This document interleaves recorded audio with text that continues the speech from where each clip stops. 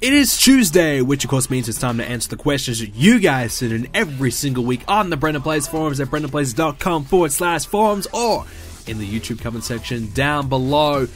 Well, I'll tell you what, the past 24 hours of wrestling news has been pretty crazy. We're going to get all into that today. Monday Night Raw was pretty good. I definitely enjoyed it. It was not a great show, but it was not a bad show. It was a good show. It was good enough. We got some WWE 2K16, another roster reveal to talk about this week. I'm going to give you guys a quick update on the Royal Rumble, what's going on there, and yeah, so plenty of fan questions to answer this week as well, so that's pretty much the run through of what to expect in this week's edition. So we're going to kick it off with the Royal Rumble update. And now, I know a lot of you guys watch Universe Mode and probably only coming along to Let's Talk Tuesdays this week just to find out what's going on for the Royal Rumble. Where is it? When can we expect to see that? So I just finished doing part 1. Now it will be a 2-part episode. So part 1, I just finished it and I'm about to start uploading it. Now it will not be available to the general public for about 2 or 3 days. Now there's a reason behind that, and I'll get to that in a moment. But part 2 is probably a few days away, so I need to go ahead and get part 2 done, which part 2 will be just the Royal Rumble match itself. Part 1 will be all the title matches, and part 1 I think is about 1 hour and 15 minutes long. I'm not exactly sure how long part 2 will be because I haven't recorded it yet. I'm expecting it to probably be about 40-45 minutes long. So yeah, you're going to get two hours there, and the reason why I'm doing 2 parts is basically because we tried it out for TLC.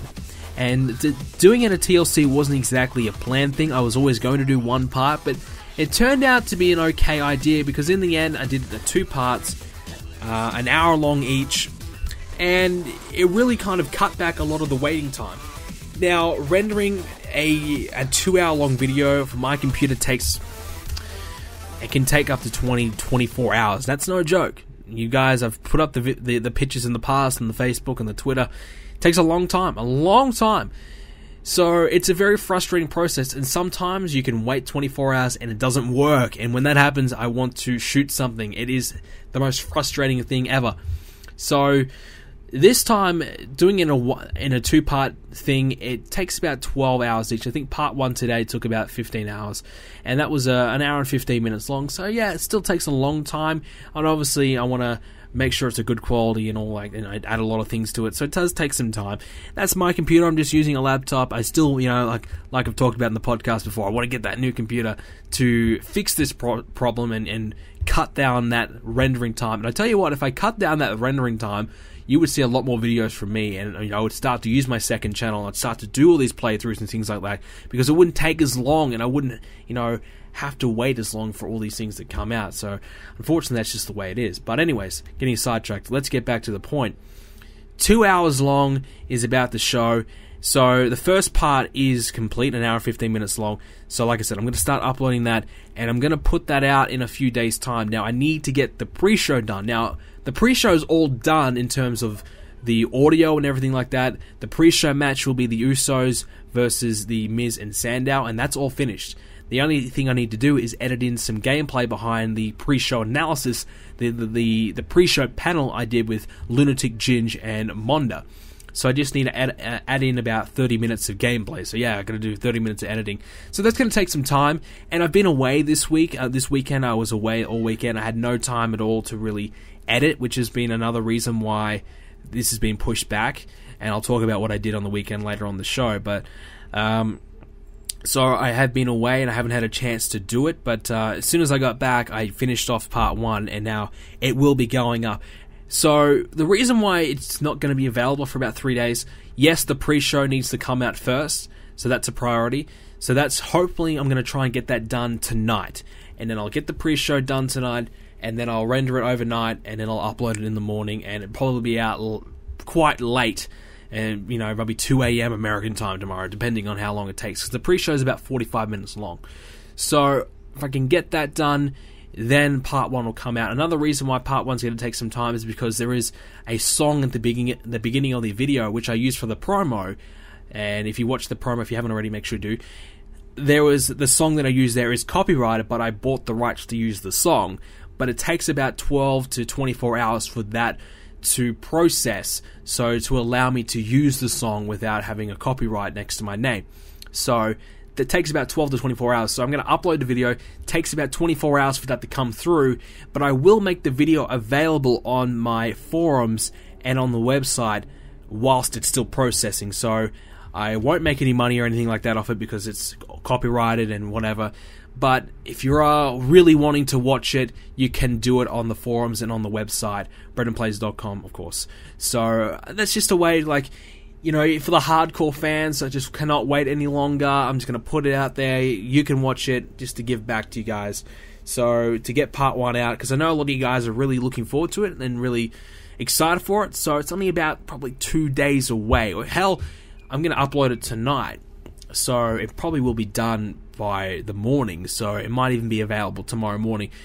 I want to get the pre-show out before part 1 is out, so I might not actually release it until part 1, the pre-show is officially out, because I want you guys to watch the pre-show, because I think the pre-show is really, really cool, and it's a trialing concept that I'm trying this out. I really want your feedback on it, so I want you guys to watch the pre-show, and I want to give that as much time as I can for you to all check that out. So that's pretty much the Royal Rumble. It's coming very soon. Like, Part 2 and Part 1 will all be up by the weekend. I cannot see this taking any longer than Saturday to get it all done and dusted. Like I said, I'm going to do the Royal Rumble match itself, and I'm going to probably start recording that all tonight. And if I can have that all recorded and edited out and ready to go by tomorrow, then we could really see the Royal Rumble completely out by maybe Friday, Saturday. So that's the plan right now, and once we have all the Royal Rumble all completed, I'm not going to wait around this time. I'm just going to keep pumping out the Universe Mode episodes, because we've got about 2 months until... Oh, is it 2 months? Maybe less than 2 months. I mean, yeah, about 8 weeks, but the days are really starting to come, you know. So the new game is really on its way. It's coming very, very soon, and I'm just kind of getting the realization that perhaps I may not get there. And I want to finish WrestleMania before the new game comes, which means I need to get a bit of a move on. So the next couple of weeks, I'm just going to be doing Universe Mode probably every day. I'm just going to pump them out, and I want to get to Elimination Chamber in 2 weeks, take a week to get the Elimination Chamber done, then I have 4 weeks to get to WrestleMania and get to WrestleMania done, so I can have plenty of time. Now that I say that, it's probably not going to happen, but I'm going to try my best to get there. So that's the plan right now. So that's a bit of an update for all you Universe Mode fans. I know there's a lot of you guys out there that really enjoy that, and I really appreciate that. And everyone's been tweeting at me all week. When's it coming? You know, how long is it going to take? That's just an update. I wanted to let all you guys know when it is, and I hope you guys all understand in the process it takes, because it does take some time to record and edit and render a 2-hour-long video. So it takes some time. So especially, I had an exam today as well, so I had to kind of prepare for that. So I got some other shit going on. They're gonna have to kind of juggle this all around, because remember, it's not my full-time job. I don't really spend my whole entire everyday. You know, I just spend a lot of time on this. Trust me, I spend a lot of time, but it's not my full-time priority. So I'm just kind of juggling this around my other things I've got going on. So that's pretty much all I've got to say about the Royal Rumble. So I hope you guys are going to definitely enjoy it, and keep your eye out on my Twitter and my Facebook. Brendan Plays, twitter.com/Brendan Plays will be my Twitter, and the Facebook is Brendan Plays Official. So facebook.com/Brendan Plays Official. I think that's it, yeah. So keep an eye on that, and I'll give you guys an update on when these are coming out, and also the website as well. You can always you can get your first-hand information there, and always chat to me on the forums as well. You can ask me a question when it's coming out, and if I'm in a good mood, I'll probably answer you. I get asked so many times about when it's coming out, and just kind of makes me a little frustrated sometimes, especially if I have made an announcement like, okay, it's coming out in 2 days' time, and then someone hits me up an hour later saying, when's it coming out? It's like, man, just read this. I just put this out. So sometimes it's a little frustrating, but I'm in a good mood. I'll answer when it is, and I'll probably give you a picture or something to update. So that's all I got to say about the Royal Rumble. So moving on now, W2K16. Now the other thing we got to really dive into today, 2K16 roster update came out yesterday, of course. I really like this weekly update. I really like the weekly update. It kind of keeps me pumped and keeps me excited, keeps the hype going. So we'll talk about the roster reveal today, and there was some good names coming out today, and I'm very, very pleased with some of the names that they did release. And most importantly, probably Batista was really my big one for me. Batista's obviously probably one of my favorites of all time, so I'm very, very happy to see him still in the game. Undertaker, we saw a lot of screenshots. Undertaker looks fantastic. The Vaudevillains, we saw a better screenshot. I mean, we saw their entrance last week, but we saw a straight up screenshot this week. They look good. The Wyatt family, Eric Rowan and Luke Harper, seems as though they're being matched together in the game, which is fair enough. They were a tag team before Rowan was injured, and they both look pretty good. Harper has his vest on. I don't think he really wears that much now. It was R-Truth, Dean Ambrose, who by the way looks fantastic. I really like Dean Ambrose's attire. The jacket looks cool. R-Truth looks good as well. Ryback I thought looked pretty good as well, pretty spot on. So they've done pretty well this week in terms of the screenshots. I think everybody looks pretty good, and I think the graphics in this game, most people look pretty solid. I mean, there was another one, Natalia, I believe, as well, and she looked okay. I wouldn't say she looked incredible, but she looks good enough. I think the women's always a tough thing to kind of get right, and I think they've always had that problem. I just think the long hair is very difficult to kind of get that right. We also had we'll run through it now. So we had Aiden English, we had Andre the Giant, Batista, Chris Jericho, Curtis Axel, Dean Ambrose, Edge, Eric Rowan, Fandango, JBL, Luke Harper, Macho Man Randy Savage, Natalia, Rick Rude, R-Truth, Ryback, Santino. We'll talk about that in a moment. Sergeant Slaughter, I think that's pretty cool. We haven't seen him in the game for a little bit. Don't quote me, but Simon Gotch, Stephanie also playable. So Stephanie, rocking the attire she wore, I think at last year's SummerSlam. She looks good, so I think that's cool. The Rock, I don't think it's really a new scan of The Rock. It looks as though they're using, just from the picture alone, I know they haven't sent a screenshot, but they're using a kind of probably last year's version of The Rock. They don't think they really updated him. Not really much to update, to be honest. And The Undertaker as well. So, pretty good update this week. Some good names involved there. And, we also saw, like I said, Santino in this week as well. And to me, I mean, Santino probably still is under contract. I think he still is. I mean, he does the odd appearance here and there. He's obviously injured, apparently retired as well from a neck injury. I think he's trying to come out and, get back in shape and train again. But, so I don't know. I mean, Santino, I would not consider him a legend at all. I don't really think anybody really wants to see him in the game. But, again, this is their 120 superstar roster, so they're trying to get as many people as they can. So everyone they have a screen for, everyone that they've done is probably going to get in there. So Corey Graves from last year, even though he can't wrestle anymore, will probably be in the game again this year. And all the legends that they put in will probably all be in the game this year. So pretty much everyone from last year's game is going to be in this year's game. Maybe not AJ Lee, probably, and CM Punk. That's probably about it. So everyone else is probably pretty much going to be in the game this year. And I don't know if that's a great thing or not. I mean, like I've said in the last couple of weeks, if this is just to fill in extra numbers, they're not taking the place of another potential person, then that's fine. But if they're including Santino in there instead of perhaps another legend, maybe, Bret Hart, instead of getting Bret Hart in there, they put Santino in, then that's a problem. But if they're already having Bret Hart in there and they decided to throw Santino along as well, okay, yeah, alright, that's fine. But hopefully they do kind of reach out and just get as many legends and NXT guys in there as they possibly can, and don't just get too lazy and too stagnant and keep the same old. I think we'd rather some new characters and new playable people rather than guys like Santino that really have no replay value. We're kind of done with them. There hasn't really developed anything new with him. Same with the Iron Sheik. What was that? General Adnan or Colonel Adnan or whatever it is. Colonel Mustafa and General Adnan.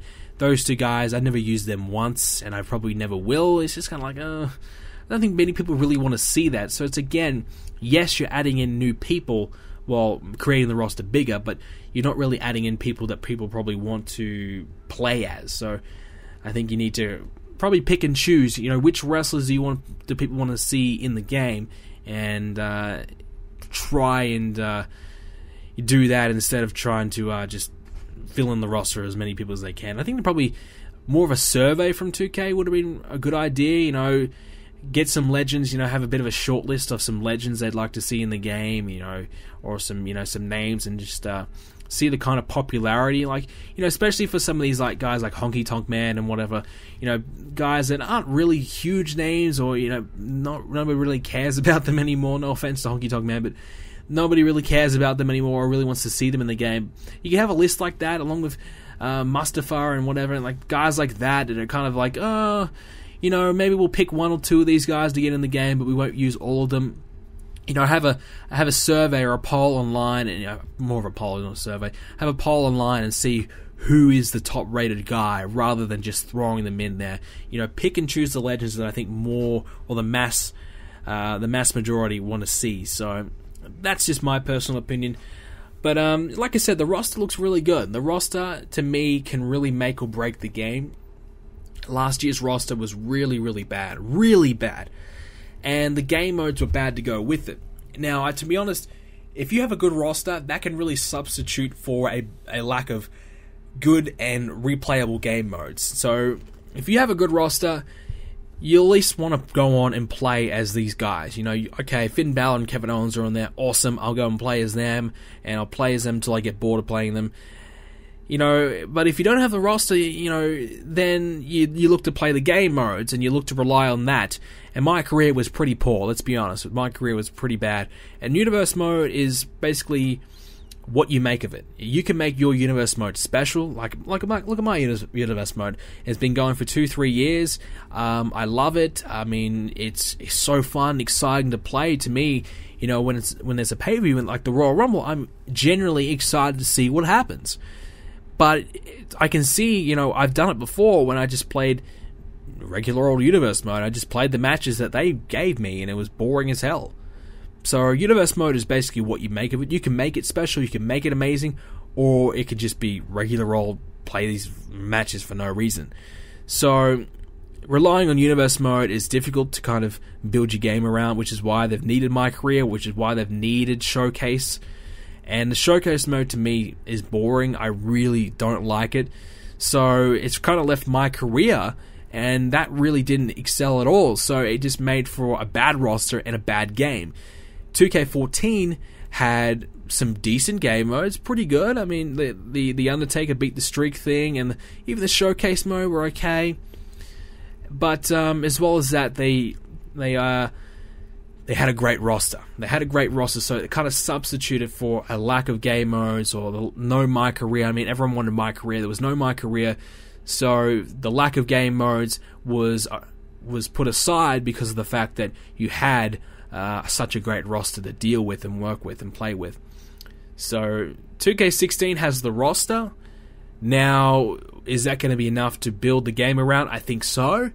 And obviously My Career is going to be much more refined and better this year. Hopefully Universe mode's the same.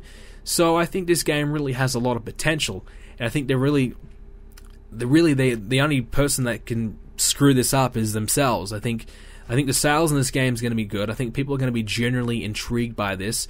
I think they might need to try and reach out and get a few more legends in this game. I think that's really the only issue I have with this roster, is probably a lack of legends or unique legends. Some, you know, pretty much more of the same from last year. I would have minded seeing them trying to get a few extra newer names in there to make it a little bit more exciting and different. But if they can do that, then that's great. If not, well, then so be it. But that's really my only kind of concern. They just need some different names in there and kind of spice it up. Obviously, the NXT roster is very different, very new, very exciting. So I think that for that alone, that's worth the price of admission. So I think this game has all the potential, and really, I kind of want to do like a podcast about the game itself, especially when it's getting closer to release.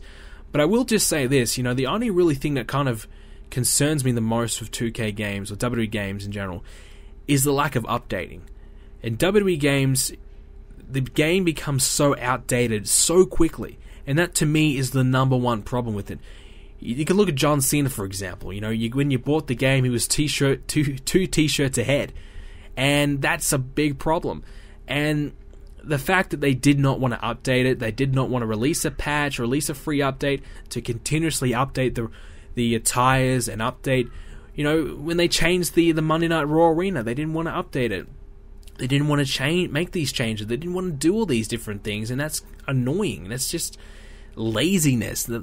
Surely it's not that difficult to do, a once a month free update. I look at NBA. Now, I know NBA has a much bigger, probably, budget and a much bigger staff, and it's because it's a much bigger game. It sells much better, at least I would assume so. So, I guess that's the reason why. But you look at NBA, when someone brings out a new pair of shoes, they put it in the game the next week. When there's a new jersey that a team uses, they put it in the game the next week. When someone debuts a new attire in 2K, WWE 2K, in real life it should say, it doesn't come in WWE 2K. Now, that's a huge problem, because in wrestling, attires change all the time, and I get that. Sometimes people wear a new attire every single time. So that's why I was saying, I've suggested this idea before. You have like a once a month update. You pick the best attire that someone wore, or you pick the attire they wore at the pay-per-view, and you update it, and you make a once a month update. So you can make a TLC update, you can make a Survivor Series update, and you update all the attires from, at least, if not from the most important people, you make a select amount of attire updates, and just continuously update the game. Because if you update the game all the time, it keeps generating interest. And to me, if I had someone's new attire, let's say John Cena's got a new t-shirt. I'm not a big John Cena fan, but John Cena's got his new t-shirt. I'm going to go on the game, and I'm going to look, and I'm going to check out his new attire. So that's going to keep me playing the game. So if you don't update it, then a lot of people don't know how to use community creations, and that's a fact. I get questions every single week. How do I change these? How do I change Dean Ambrose's attire? How did you get this attire? How do you do this? A lot of people don't know how to do it, and that blows my mind that people don't know how to do it, by the way, but a lot of people don't know how, so relying on someone from Community Creations to create it for you, and other people just update their game, is just not acceptable, because a lot of people don't know how to do it, and don't know how to do it properly. So 2K themselves should release alternative optional attires that you can select when you go to play a match. You click on Dean Ambrose. Here he is. Here's his TLC attire. Here's his Royal Rumble attire. It's so simple and so easy, and I don't really believe it would take that much time. And yes, it's not paid, which might be the reason why they don't do it. But in the long run, if you create this, you create a customer a trust. Like you keep updating the game, the customers can get invested, the consumers can enjoy it, and they know that this game's going to keep being updated and keep being fresh, because it is a wrestling simulation game. It should match to what you're seeing on WWE television. But when it doesn't, and when it's John Cena's 3 t-shirts behind, it's just bad. It just does not look good, and it's just a poor reflection on their development team. So, in my honest opinion, that's my one concern. I have a lot of other concerns, but that's for another show. But 2K16, if they can fix these problems and just start to kind of give back to the community and really update this game more regularly, then I think you really will create a good game. But that's enough on that. We spent a long time on 2K16, so I know I may have put some of you guys to sleep who don't care about W2K16. I think most of you guys do anyway. But this week, lots of things happen. Now, before we get into this week's kind of news that's been broken in the last 24 hours, I want to quickly touch on last week's Tough Enough. I haven't talked about the finale and the winners and things like that. I haven't really talked about it at all, because obviously Let's Talk Tuesdays happens and then Tough Enough goes on, so it's kind of a bad timing for that. Well, last week's winner, ZZ and Josh they versed each other, and then Amanda and Sarah Lee. Josh and Sarah Lee obviously won. Now, I have no problems in Josh winning. I think that was the right decision. I think Josh has shown the most potential in the last at least 3 or 4 episodes. From the beginning, I certainly thought Patrick and Marta was probably the 2 guys, and I still thought that was a mistake that they got sent off the show. Now, a lot of people say, it was the WWE Universe mode who voted them off. I really don't believe at all for 1 second that the WWE Universe actually votes, because you can think about it. They vote, we have 5 minutes to vote, and then, you could have 50,000 votes come in, and they're off Twitter as well. I don't really believe they have enough time to kind of tally all them votes and really make a realistic judgment on the actual, winner there. I don't think they really have enough time to kind of collect all this data and then determine a result in all of 5 minutes. So I honestly believe the voting is probably, bullshit in many ways. So that was disappointing that they decided to send those guys off the show earlier on. That's why I'm saying they, as in the producers of the show, because I felt as though that was a bad idea. I think those guys shown the most potential.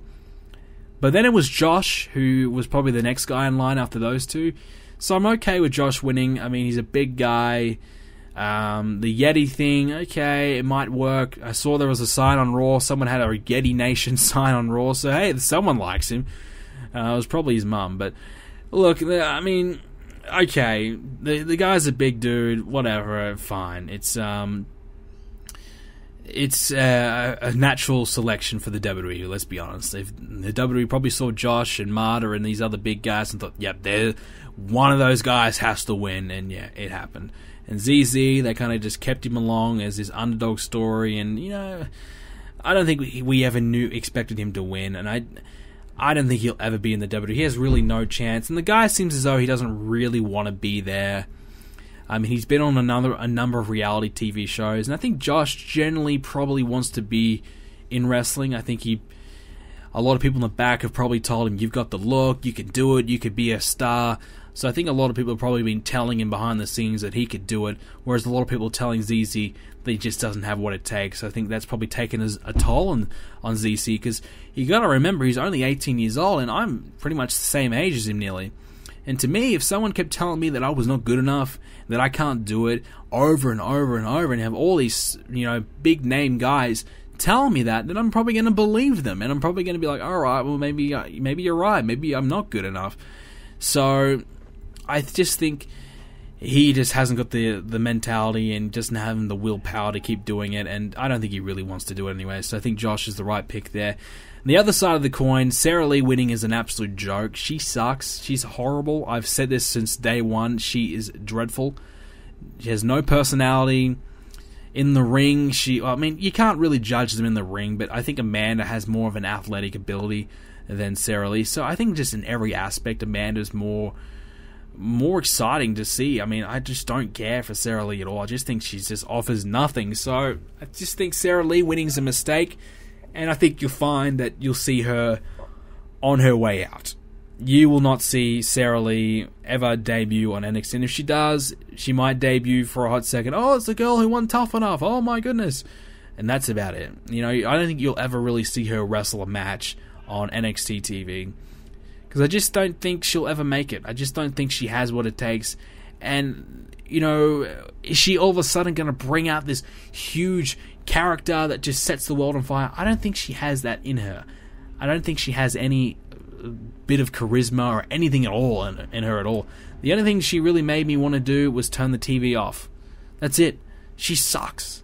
So her winning is a joke. Amanda should have won. And I love how everyone just buried the living hell out of Sarah Lee after the show on Tough Talk. That was just hilarious. And I almost felt bad for Sarah Lee. Maybe that's what they wanted me to do. Feel bad for her, because if they did, job well done, because I felt bad for her because everyone was shitting on her, saying that Amanda should have won, and everybody got it wrong. So Sarah Lee, just even they don't believe in her, and if they don't believe in you, you're not going anywhere. So, oh boy. So Sarah Lee is in for a long year of failure, and then probably leading to release.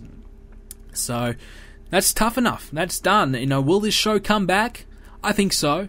Will it be on a network TV? No way. This show, I think, was always I think the show should have been on the network to begin with, because if you put it on the network, so much more freedom. You can make it 90 minutes long. I think the show needed to be 90 minutes long. It needed to show more than just 20 minutes of live, 20 minutes of reality. It needed to be like 40 minutes of reality and then the 20 minutes of live. We needed to see them at the gym work, and we needed to see them in the ring work, and we didn't see enough of the show. So to me personally, if I'm doing Tough Enough again, I'm putting it on the network. I'm making it maybe not 90 minutes long, but I know it's only 40 minutes long if you take all the ads, so at least 60 minutes long. and I'm definitely changing the way it works, because Tough Enough just did not work. The setup of the show just didn't work. I actually thought the last 2 weeks of the show was pretty good. There was a time where I was almost ready to give up on Tough Enough, and I said on Let's Talk Tuesdays I was just about ready to give it up. I kept watching because I was so bored, I had nothing to do. I was so desperate to find something to do that I put on Tough Enough of all things. And, I kept watching, and the last couple of weeks of the show kind of gave me a little bit of hope for it, because I felt as though they did the last couple of weeks a lot better, in terms of showing them in-ring stuff, and, even having the match and the finale was good. So they did the last couple of episodes good, but for the most part, the show was it was a bit of a failure. But like I said, put it on your network, give us a reason to subscribe to the network, and make it 60 minutes long. If you have to do the live bit, I still think the live thing is a bit, ridiculous. And I think the live audience voting is stupid, and I think they should just have the judges determine who wins. And, the judges really, the judges and the trainers, they don't really have much impact at all. And I just think they really need a big shake-up of the show. I just think they didn't know. They were trying too many things, it just wasn't working, and so they don't really know what's going on. So I think they really need to fix the show if they're going to bring it back again. And I think they should bring it back again. I think this can be a really good show. And honestly, I've seen people say this show should be indie guys, people who already know how to work, come in and determine and try and prove themselves and, try and earn a WWE contract. I think that's the way to go, rather than just getting 12 people who may have watched wrestling a couple of times, who are just looking to get on TV, come along and, do this thing. I think people who actually want to be wrestlers and are actually work in the indies, they should bring them in and actually have them compete in Tough Enough. And I think you'll find it'll be a much better product. And hopefully that's the way they go next time. I don't think it will be. I think they like this whole reality thing of bringing in these personalities, bringing in these models, and making them compete against each other. But it's just not working. It's just not working. So that's Tough Enough. Now, moving on, we've got a few things here. I need to try and shoot through a few of these because we're already half an hour through now. But the Hulk Hogan interview. Hulk Hogan on Good Morning America. I actually watched this. A very emotional interview. Hulk Hogan crying, very upset, talking about how he wanted to kill himself and that he's not a racist and that he made a mistake and he's asking for the forgiveness of everybody. So, what do I think? Hulk Hogan, a compulsive liar. We all know this. From, I was meant to be in Metallica. And, come on, Hulk, really? Andre the Giant was 800 pounds when I body slammed. Now, come on. Some of the shit Hulk Hogan's come up with is just ridiculous. So, we all know he talks a lot of crap. So, now, I'm not saying, he maybe faked it, but this was obviously Hulk Hogan playing up to the cameras. More emotional than honestly, Hulk Hogan, he said what he said because he probably believes it. Yes, Hulk Hogan, he grew up in an era where racism was accepted. That's just the way it was. That was his childhood, that's where he grew up, and that's how, he lived. Now, society has really, in the last 20 years, gone away from that. And now, everything, everybody's accepted. That's the way it should be, obviously. But Hulk Hogan, he's an old guy. And that's why you see a lot of these older white guys very similar in their mentality. Because this is the way they grew up. And they just haven't really adjusted and changed their morals to suit current day thinking. And Hulk Hogan's just one of those guys. So, I'm sure he has really no problem with black people. But, like he said, when he was talking to his daughter Brooke about his daughter Brooke in the sex tape, that if she brought home a black person, he would be pissed and whatever. So to me, Hulk Hogan said what he said because he meant it. So now, 7 years later, has he changed? I think so. I honestly think he has, because 7 years is a long time, and you think about society, it has changed dramatically in the last 7 years. I think even 7 years ago, we weren't as politically correct. Even racism was still, pretty bad. And now I think more and more people are really opened up to, well, look at me, you know, got the gay marriage thing, that's, you know, accepted by everyone. Even 7 years ago, people were still very, I don't really think so about that. But now everyone accepts that. So society has really changed a lot in the last 7 years. So honestly, I think Hulk Hogan probably does regret what he said, and I think he has changed. I think, in my honest opinion, Hulk Hogan is a different person than he was 7 years ago, and I don't think he is a racist because he has done a lot of great things for blacks, whites, everybody. Hulk Hogan has done a lot of great things for everyone, and I think, honestly, that he is a good person, but I just think he made a mistake. He said at the time in the interview that he was in a dark place and he wanted to kill himself. I don't really buy that. I think that's more of a, I'm trying to get your sympathy kind of thing, but I think it came off, I wouldn't say genuine, but some elements of truth to it.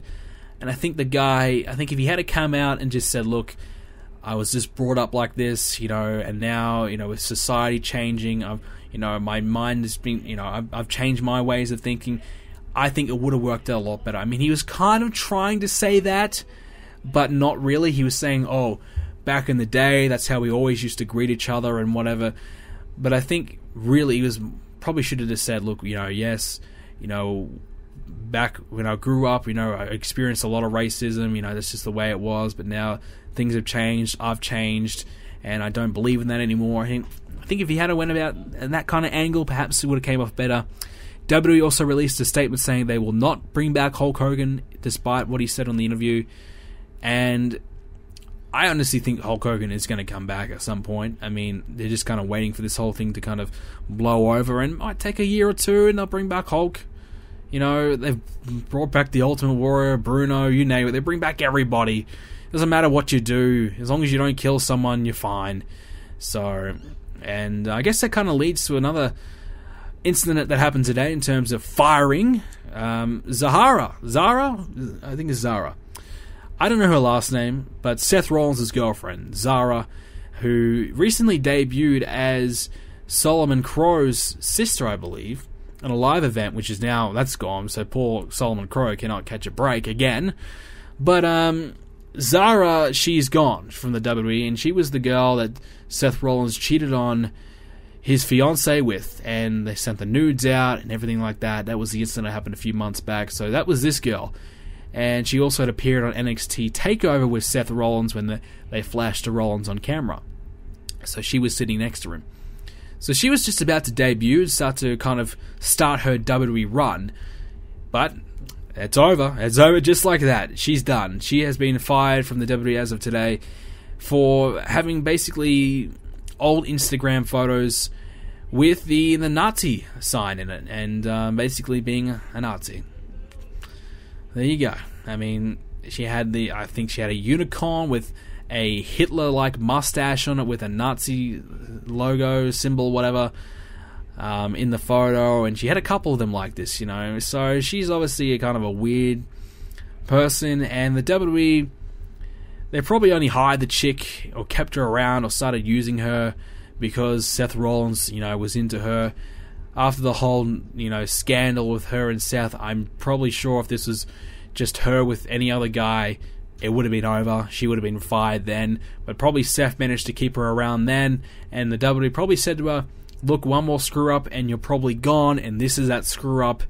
You can't have someone who's like a Nazi in your company. Come on. Like, I mean, it's their personal life, that's their own beliefs, yes, but there's got to be a line, and that is it. You know, you can't have that. And the WWE, they don't want Hulk Hogan running around because he's a racist, and I don't think they want this chick who's a nobody running around who, you know, supports, you know, this crap. So, good decision to get rid of her. I mean, she is pretty damn smoking hot, but if she's crazy like this, then get rid of her. She's just a liability to the company. So, it's good that they found out about this sooner rather than later, because if she had have actually debuted on NXT, like, if she had debuted on NXT TV this week as Solomon Crow's sister, and then she was fired, oh my god, that would have been horrible. Especially for Crow, it would just been like, what the fuck? So at least it was just a live event, it wasn't actually on NXT. Another firing as of the last 24 hours was Bram from TNA. Bram, of course, was the former husband I think still might be the husband of Charlotte. I mean, that's right, Charlotte from the Divas Revolution, from Team PCB. So they're still in the process of getting a divorce, I believe. But Bram was involved in a domestic dispute with his now new girlfriend. We don't know who she is. She's just a regular person, but I say that like a regular person. She's not a wrestler. Let's just say that. But so domestic battery. So 2 counts there, and it looks as though he could be facing some jail time, and some serious jail time. I'm hearing 5 years in prison. Apparently they got into an argument, and then he put his hands on her and he choked her. He had her in a chokehold, and so it was getting pretty damn serious there. So, and this is not the first time, I believe. I mean, I'm hearing some rumors that Bram was also involved in a dispute with Charlotte in the past, and I remember back in 2008, Ric Flair was involved in a fight, and it seems as though it could have been the same guy, Bram, who hit Flair back then. So obviously Bram has been involved in some other things. I think he did something else in 2011, might have been another domestic thing. So this guy has obviously got a history, and I think it's time that he kind of owns up to his actions, and he did admit to what he did. So he's all but gone. I mean, don't worry about TNA, who, by the way, just suspended him. They didn't fire him. They're waiting for the full verdict to come through before they make their final decision. But the guy has admitted to doing it. So if he's admitted to doing it, wouldn't you just fire him? He's admitted to doing and breaking the law. I mean, why are you keeping him around? I don't know. But so yeah, he's gone from TNA, and whatever. Who cares? I mean, everyone's going to be gone from TNA in the next couple of years, anyways. But so he'll probably be in jail for like 5 years. So it's another talent gone, another wrestler in the business screwing up. So just giving wrestling a bad name again, and TNA as well. They really couldn't afford any bad press at the moment, and this is certainly going to impact their image. Now, I've never really seen much of Bram's work. I haven't really watched TNA when he came in. I believe he was the guy in the Ascension at one point. So, and I know the WWE fired him for an incident. So, he's obviously been involved in some things in the past. So, I just think his personal life is just getting in the way of his work, and now it's going to catch up to him. He's going to be behind bars, more than likely. And the final story today was at the Performance Center, and this one shocked me. There was a shooting at the Performance Center. God, what a day in the wrestling. A shooting in the Performance Center. Apparently there's a guy who's just an out-and-out stalker of one of the divas, and apparently the diva is AJ Lee. That's what I'm hearing. Even though AJ Lee's not in the company anymore, I don't know why. He's down in Florida. But he's down in Florida trying to get in the Performance Center. He's been caught here a number of times, and the police have taken him away, and the WWE was in the process of kind of filing trying to get him away. I mean, they had security there on watch, and they trying to file some kind of reporting. You know what I mean? Like, I was going to say restraining order, but it's, I don't know, like, he can't be anywhere near the premises or something like that. I can't think of the word right now, but you know what I mean. So the WWE were trying to get rid of him and trying to get him away from the building, but they haven't gone through with the process yet. So he was able to get there, and apparently he was causing a bit of a ruckus with a number of the employees there. The police were called down, and then they got into a situation. Apparently he had a knife on him. Apparently the police officer said he had a knife on him, and he was charging after the police officer. The officer pulled out a gun and shot him in the midsection, and he's now in critical condition. So it didn't directly involve the WWE itself, but crazy. So some stalker guy, and who's apparently been trying to get a job with the WWE, and he applied for Tough Enough and things like that. He's just a crazy guy, and apparently a very weird guy. And he's just trying to get in the Performance Center and trying to cause a problem, and the police were called, and now he's in the hospital. And I'm hearing the things aren't looking really good for the guy, so he may not make it. So it's a sad story there, but the guy was obviously had some mental issues for sure. But there you go. So there's some a bit of a crazy week. We haven't even talked about Raw yet, so a bit of a crazy day in wrestling. So, alright, we'll quickly run through Monday Night Raw. Like I said, there wasn't really much to talk about in this week's Raw, so that's probably why I didn't really want to spend too much time on it. Sting opened up the show with a promo. I thought the promo was pretty good. I'm glad to see Sting getting some talking time. And I thought it was good enough to explain why he did what he did. And, he was saying that Triple H, I respect him, and Seth Rollins is not half the man that he is, and now he wants to take the title away from Seth Rollins. So, yeah, it is what it is, sure. We had 3 Divas matches on the show with the Beat the Clock Challenge. And obviously, if you total up the complete time of all the matches, it's probably about 7 minutes long. So, really, one Divas match in the end. But the Beat the Clock Challenge, Charlotte won. Now, I think that's the right call. Charlotte versus Nikki Bella for the title. They got the Nikki Bellatron saying how long she is got left until she breaks the championship. Until becomes the longest reigning champion, I should say. So, what can I see happen with there? I mean, it says 14 days until it happens on Raw, so I think it happens just after Raw or something like that. I'm not sure if it happens during Raw in 2 weeks' time, but I can see them having a title match on that Raw, and it wouldn't surprise me if she falls short of the title record by an hour or something like that, or a couple of hours. That wouldn't surprise me. Also, I wouldn't be surprised if we saw AJ Lee come back and beat Nikki for the title. And maybe Nikki says, look, let's have an open challenge tonight. I'm the champion. I want to prove that I'm the best. There's only an hour until I'm the longest reigning champion. I want to have an open challenge. Anyone can come back. Anyone can verse me. Let's go. And AJ Lee comes out, beats her, and wins the championship. Now, I know that's a bit of a far-fetched idea, and you're probably thinking, nah, it's not going to happen. But you never know.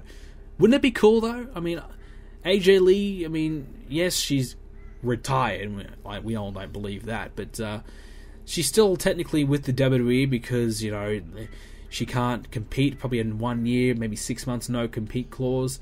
So last time she wrestled at WrestleMania, a week after WrestleMania, so she still probably can't compete at the earliest until October anywhere else. So she's still kind of with the WWE, a lockdown in that kind of sense. And AJ Lee, bringing her back in this kind of situation, you have some new life in the Divas roster. Now, I'm not going to say it's a Divas Revolution because this revolution is just pathetic at this point. It's all but done. But, you bring her back, you might bring some new life into the division again, and, more interest. Perhaps it could happen, but I suppose it's all up to AJ, and some bad blood there with AJ Lee and CM Punk in the WWE, so pretty unlikely, but you never know. It's just an idea. But so I think Charlotte will probably beat Nikki. If not, if this doesn't happen, if it just has a match at Night of Champions, I can see Charlotte just winning it at Night of Champions. Might be too soon for Charlotte, perhaps, but they need to do something, I think, with the title just to create some interest and, have the Bellas go after the titles or something like that and just kind of spice it up. I think they need to try and move away from the teams because the teams are it's not really working out too well. I mean, Team Bad was barely featured this week and last week, so I don't know what they're really doing there. I mean, PCB and Bellas is really just turning into those two teams going after each other, and Brie Bella was treated as a joke this week. She got beaten a minute 40. Alicia Fox got beaten 3 minutes. So, I mean, come on, the Bellas are a joke at this point other than Nikki, so yeah, I mean, I just think this Divas Revolution is just not working out all that great. I think another thing I want to just touch on was this week really had some shitty camera work. I mean, there's a lot of times where they kind of...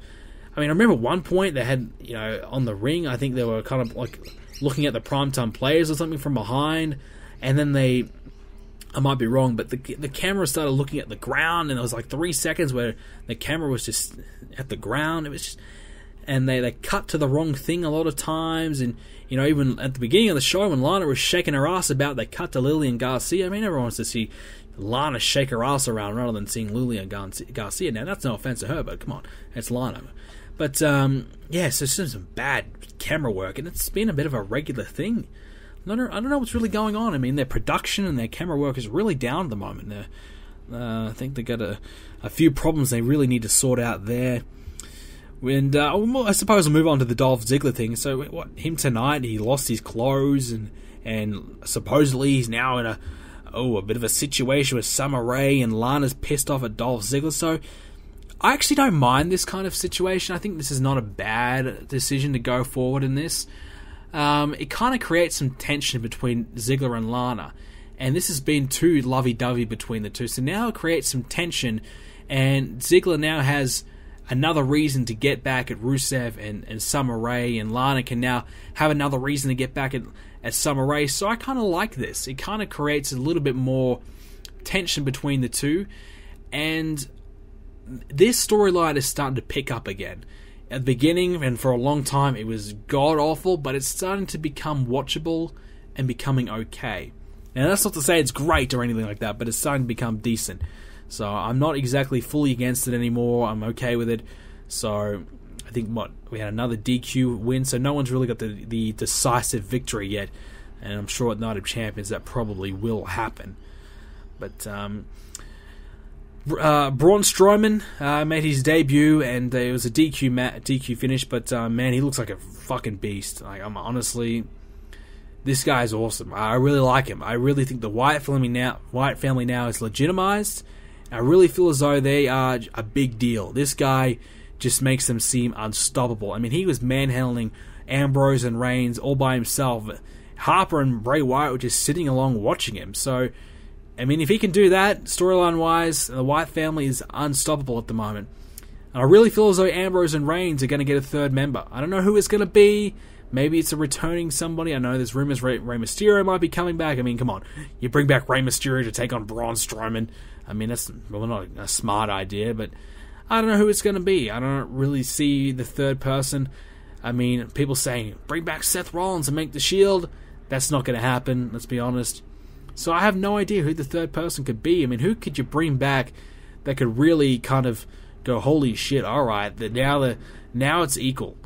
I mean, maybe Undertaker. That's it. But Undertaker's obviously working with Lesnar. I'm just talking about guys with huge size. I mean, Eric Rowan could be like, okay, you betrayed me, Wyatts, and now I'm going to team up with Roman Reigns and Dean Ambrose. I'd rather see Rowan join the Wyatts and just make a 4-man group and just be fucking unstoppable. I'd rather that than him just get thrown to the side. Alright, yeah, you can pair up with these two guys. You're just the third guy that no one really gives a shit about. So, I have no idea.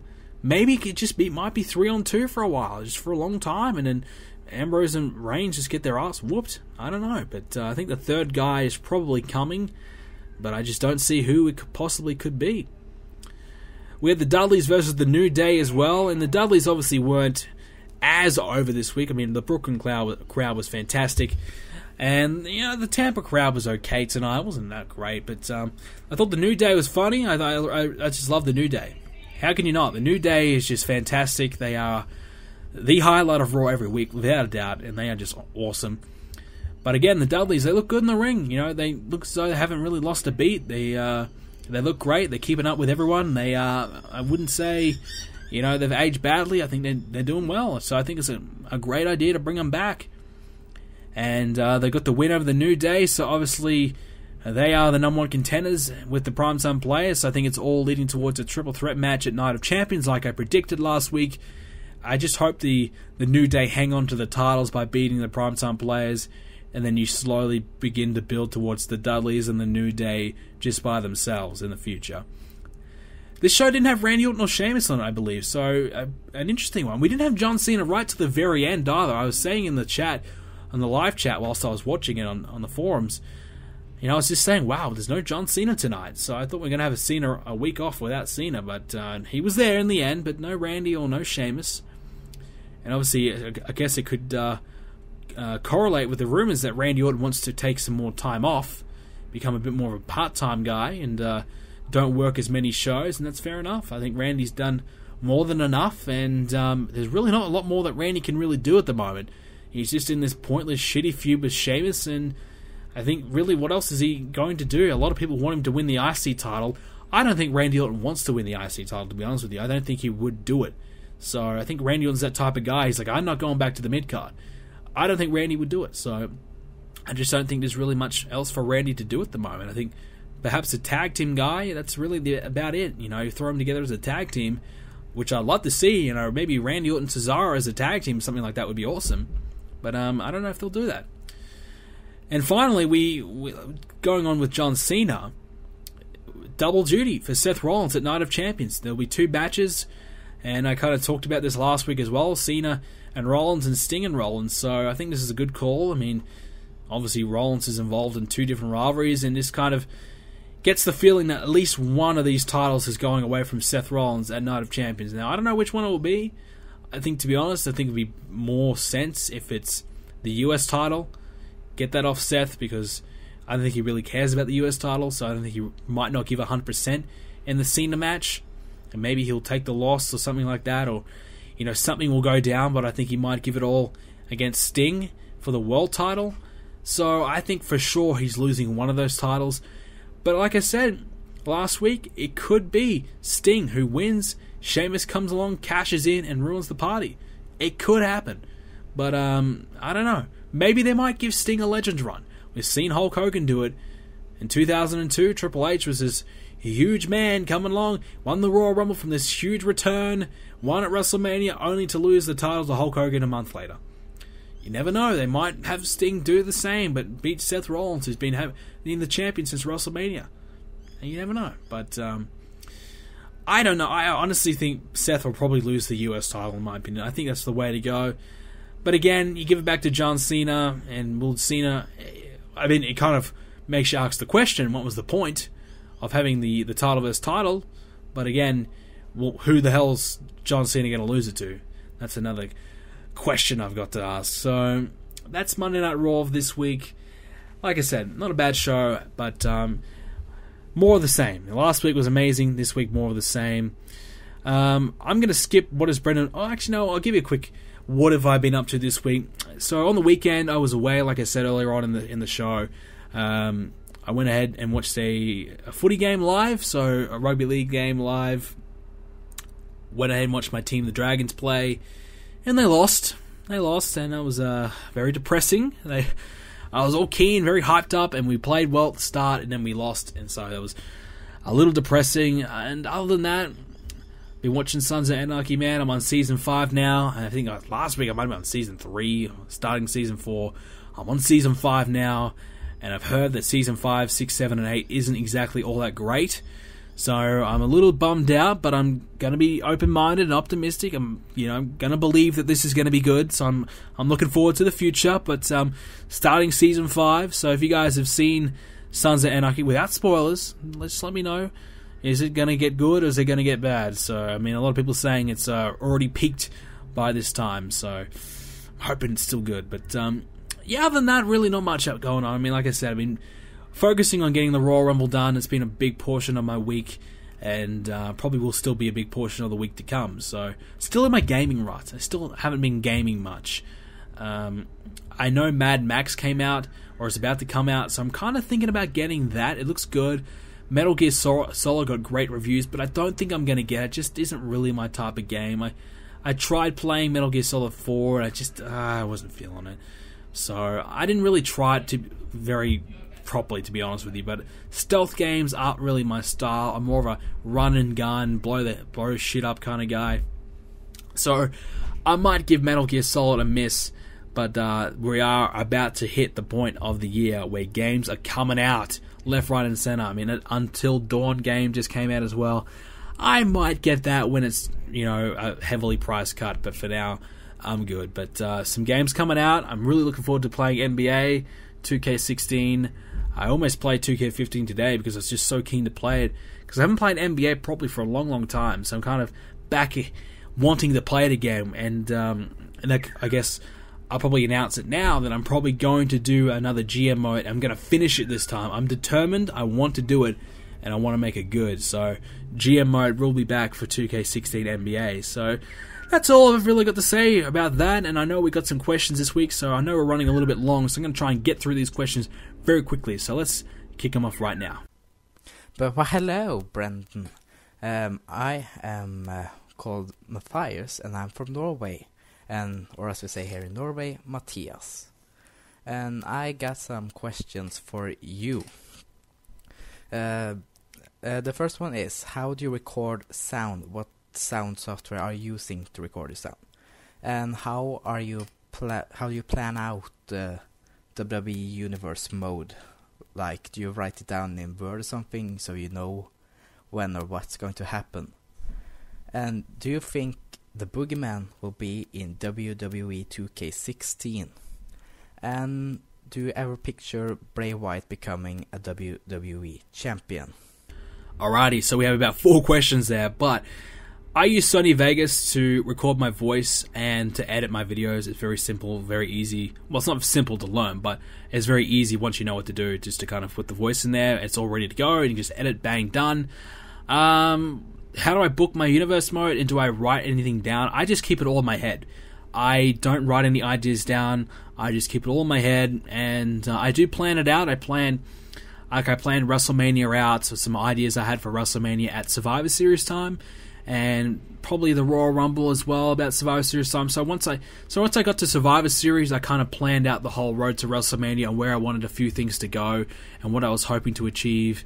So I do just plan it all out in my head. I don't really I just don't really write it down. But what I do when I go on like a car trip or something like that, because I travel sometimes a lot, some big car trips, I have like 5 hours just to think, and sometimes just the ideas flow, and that's my best time. When I think about the best ideas is when I'm in the car, just chilling, just relaxing, just on the road, and all the ideas start to flow. That's my thinking time, and that's where all my ideas generally come. Will the Boogeyman be in 2K16? I highly doubt it. And will Bray Wyatt ever be a WWE champion? Yes.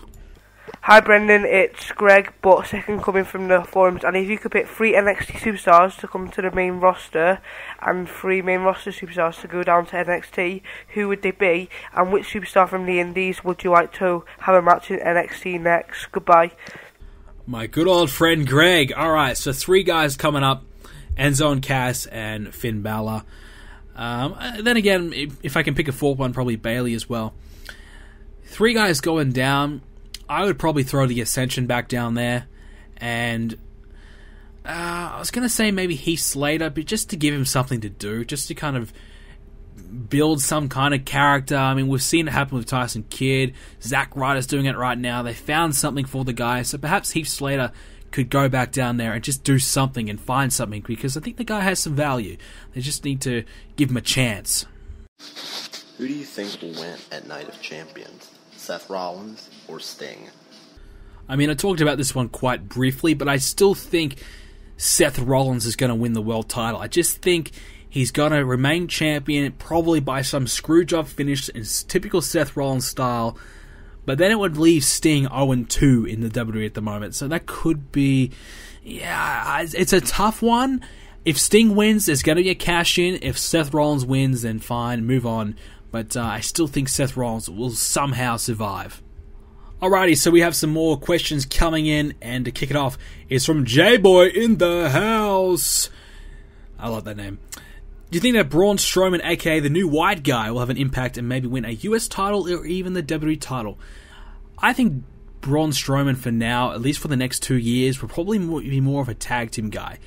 The guy's still green. The guy's still learning. He'll be very limited. He'll come in and he'll do some beatdowns. He'll have very short matches like he did on Raw tonight.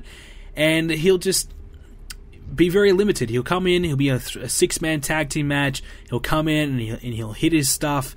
And that's about it. He's not going to have 10-minute matches.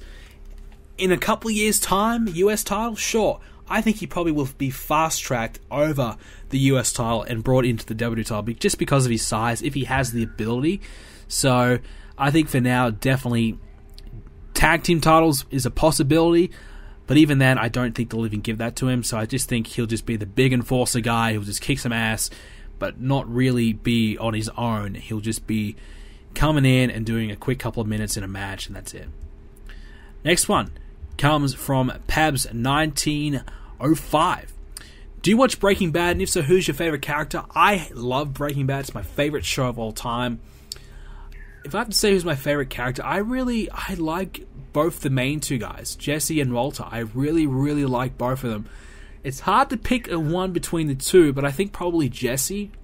You know, at times I really didn't like Walter at times. I really didn't like Jesse because of, what was going on in the storylines. I was siding between both guys.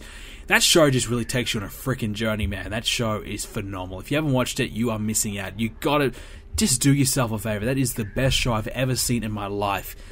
Incredible. I've never been wrapped up in a show, invested so heavily in characters in my life until I watched that. It was phenomenal. And not to mention, I cranked it out in like a month, and the whole series in like a month. So I didn't muck around. Once I started watching it, I really just could not stop. And that show is just incredible. So yeah, if I'm going to pick one, I'll say Jesse. Alfonso Henrique wants to know, do you think Jushin Liger is going to wrestle again in WWE? Rumors are is that he will. He's not quite done yet. Originally, he was going just to do the one and done, but it seems as though he might be doing some more NXT matches. He might work the next takeover, perhaps. Might do some live events. So I don't think he's going to be a mainstay on the roster, so to say, but I think he might do some more special matches, and perhaps he might have a match with Finn Balor or Samoa Joe. He might have some matches against some big marquee names just to kind of add extra star power to the show. Another one from Alfonso. He wants to know, if Raw went back to 2 hours, would it improve the ratings? No, I don't think it would, but it would improve the show quality, in my opinion. Raw is filled with so much filler now, it's ridiculous. If they've cut back to 2 hours, it would be a much more concrete show. You wouldn't have as much filler. Only the best stuff that they've got in mind.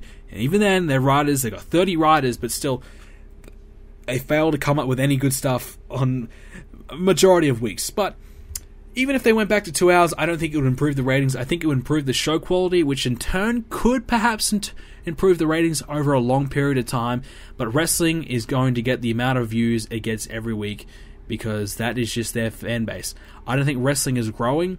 I don't think the WWE is growing. If people are going to watch it, they're going to watch it. If not, they're not.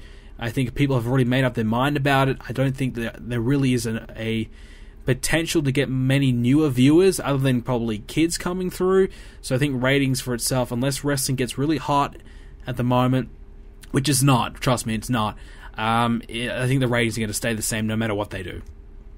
This one's from Bad News Bullet. What's your thoughts on 2K not including story designer in custom soundtracks to 2K16? I am not very phased by the fact there's no custom soundtracks, because to me, that doesn't bother me because I can just edit them in the videos.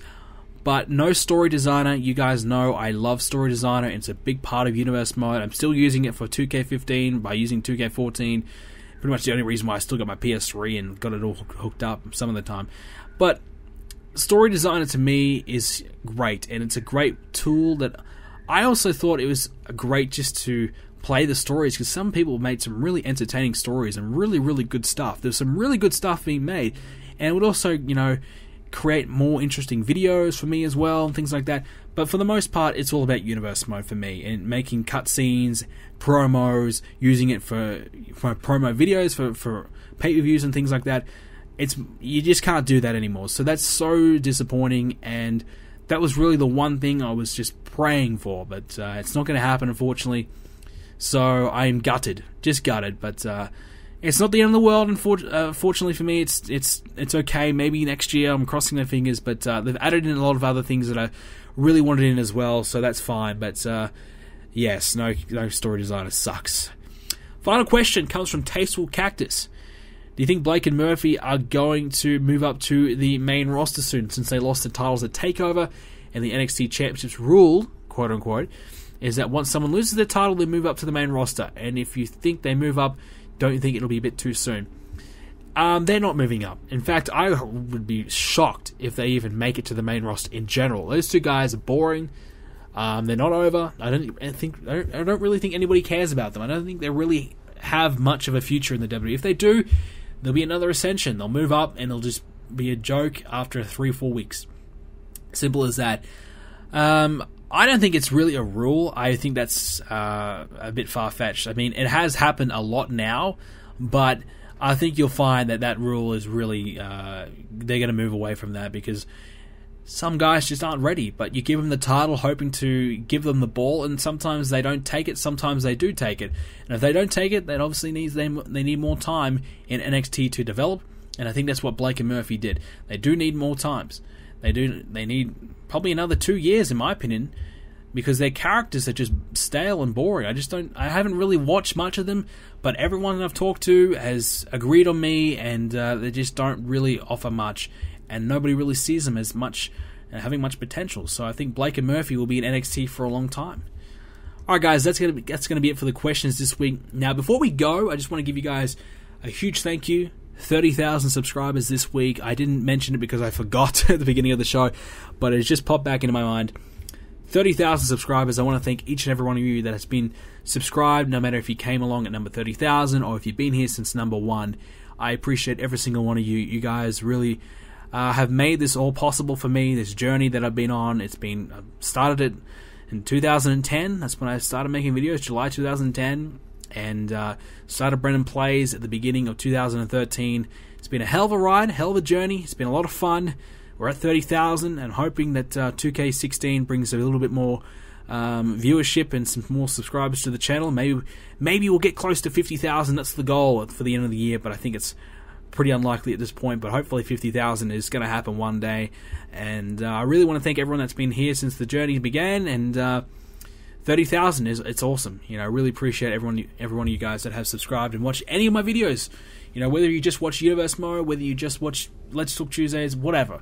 I want to thank each and every one of you that has subscribed and stuck around. That really means the world to me. Now, finally, I just want to let you guys know that we are now on iHeartRadio, which is another kind of way to download and listen to the show. We finally got accepted, man. It took like 3 or 4 months to get accepted on this site. But we finally got accepted. So if you guys can go to iHeartRadio, the link will be in the description down below, and support the show, like the show, follow the show on there, and help boost up our rankings on iHeartRadio to gain a little bit more exposure for the show. That would be muchly appreciated as well. So the link will be in the description down below. So that's pretty cool. We're now on another thing. We're on Spreaker, iTunes, Stitcher, and now iHeartRadio, and of course YouTube. So we're growing. We're getting on as many things as we possibly can, which is awesome.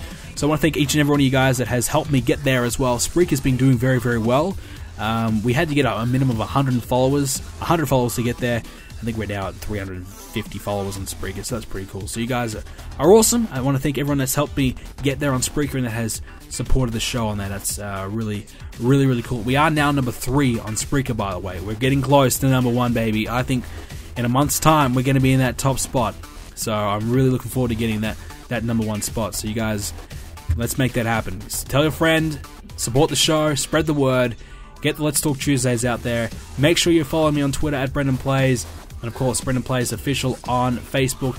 If you want to leave a question for next week's episode, you can do it on the forums, brendanplays.com/forums, as well on the website, brendanplays.com. Leave a voicemail. We didn't have that many this week, so keep on leaving the voicemails. I was going to say it's a big orange button, but I don't know what happened, but it's turned green. The button turned green this week. I don't know what happened, but it's turned green. So the big green button, it might be orange by the time you hear this, but I don't know. At the moment, it's green. The big green button on the right-hand side of the page, when you come onto the home screen, it'll be there. Leave a question, and leave a voicemail. Try and keep it under 30 seconds long. We had a bit of a long one today. It was going over a minute. It's a bit too long. Try to keep it under 30 seconds. Short and sweet, to the point. And I appreciate everyone that leaves, the nice messages in it as well.